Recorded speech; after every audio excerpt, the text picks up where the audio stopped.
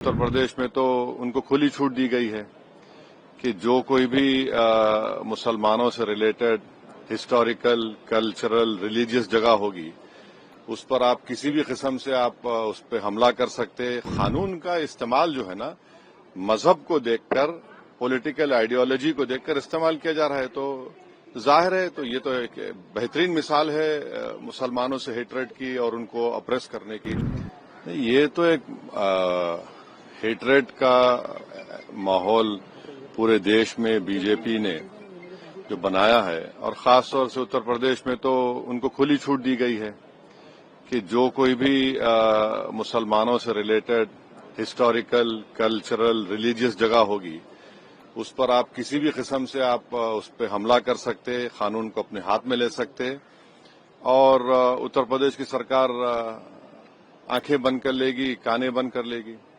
Police की मौजूदगी में जाकर खबरों को तोड़ा जा रहा है, बेहुरमती की जा रही है, दरगाह के अंदर जाया जा रहा है और पुलिस कुछ नहीं कर रही है।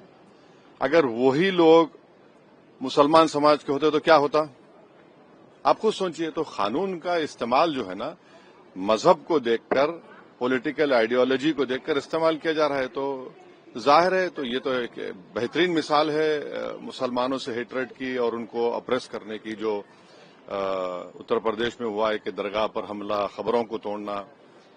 तो ऐसा लग रहा था कि फिर दोबारा 1992 वापस आ रहा है क्या। 1991 लॉ का आप फिर से एक बार हम देख रहे हैं कि टूटना हो रहा है।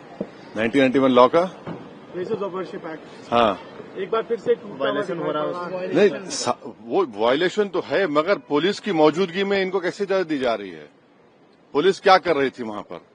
पुलिस के सामने खबरों को हमला तोड़ा जा रहा है, नुकसान किया जा रहा है, दरगाह के अंदर घुसकर उसकी तकद्दुस को पामाल किया जा रहा है। और आस्था क्या है फिर? आपकी आस्था किस में है? आपकी आस्था ना रूल ऑफ लॉ में है, ना आपकी आस्था प्रदेश को पीसफुल रखने, बल्कि आप तो सिर्फ एक ही वन पॉइंट है, चाहे आसाम हो, यूपी हो, मुसलमानों को टारगेट किया जाए, बुलडोजर को इस्तेमाल किया जाए, बेघर किया जाए, या किसी मस्जिद दरगाह पर आप हमले कर दीजिए, या फिर बाद में कह दीजिए कि नहीं नहीं यहाँ पर वो आक्रामककारी आए थे और ऐसा हो गया, ये हो गया। तो ये एक बेहतरीन मिसाल है जुल्म की। देखिए, पाकिस्तान आर्मी चीफ की जो जबान है और जो धमकियां वो दे रहे हैं भारत को, वो कंडेमनेबल है। यूनाइटेड स्टेट्स की सरजमीन में बैठकर वो भारत को न्यूक्लियर थ्रेट दे रहे हैं। पाकिस्तान की आर्मी से और इनके डीप स्टेट से हमको हमेशा खतरा रहेगा। देखिए, पाकिस्तान आर्मी चीफ की जो जबान है और जो धमकियां वो दे रहे हैं भारत को, वो कंडेमनेबल है। और अफसोसनाक बात यह है कि भारत यूएस का एक स्ट्रेटेजिक पार्टनर है और यूनाइटेड स्टेट्स की सरजमीन में बैठकर वो भारत को न्यूक्लियर थ्रेट दे रहे हैं और बिल्कुल ही एक सड़क छाप आदमी की तरह की जबान इस्तेमाल कर रहे हैं। तो हमारा मानना यह है कि एक पॉलिटिकल